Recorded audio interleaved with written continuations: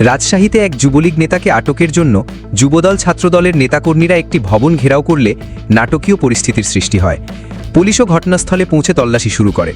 তবে অভিযানের মধ্যেই আত্মগোপনে থাকা সেই যুবলীগ নেতা ফোন করেন যুবদলের এক নেতাকে। তিনি জানান তিনি অনেক দূরে আছেন এবং তাকে খুঁজে পাওয়া যাবে না।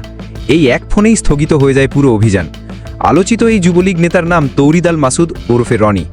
তিনি রাজশাহী মহানগর যুবলীগের সাধারণ সম্পাদক। আওয়ামী লীগ সরকারের পতনের পর থেকেই তিনি আত্মগোপনে ছিলেন এবং এরই মধ্যে দেশত্যাগ করেছেন বলে জানা গেছে। বুধবার দুপুরে নগরের পদ্মা পারিজাত এলাকার একটি বহুতল অ্যাপার্টমেন্টে রনি অবস্থান করছেন এমন খবরে ভবনটি ঘেরাও করেন রাজশাহী জেলা ও মহানগর যুবদল, ছাত্রদল এবং স্বেচ্ছাসেবক দলের কয়েকশো নেতাকর্মী। খবর পেয়ে পুলিশের একটি দলও ঘটনাস্থলে পৌঁছে তল্লাশি শুরু করে।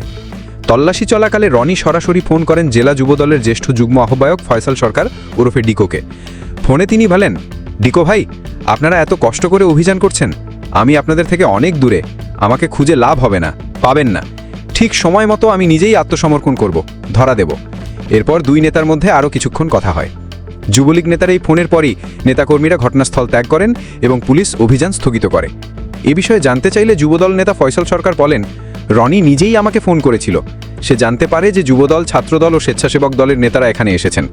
আমার মনে হলো এই বাড়িতে অভিযান চালনায় সে খুব কষ্ট পাচ্ছে। ঘটনার পর সন্ধ্যায় হোয়াটসঅ্যাপে তৌরিদাল মাসুদের সঙ্গে যোগাযোগ করা হলে তিনি জানান, সরকার পতনের ৩-৪ মাস পরই তিনি দেশ ছেড়েছেন। তিনি বলেন, এরা কোনোদিন সামনে আসার সাহস পায়নি, এখন ফাঁকা মাঠে না জেনে শুনে অযথা একটি বাড়ি এভাবে ঘেরাও করেছে। ভবিষ্যৎ পরিকল্পনা নিয়ে তিনি বলেন, আমাদের নেত্রী শেখ হাসিনা ও নেতা এইচ.এম. খায়রুজ্জামান লিটন যেদিন বলবেন সেদিনই দেশে ফিরব। যদি অন্যায় করে থাকি, সুশাসন ফিরলে শাস্তি হবে। অল্প সময়ের মধ্যেই সবার সঙ্গে দেখা হবে।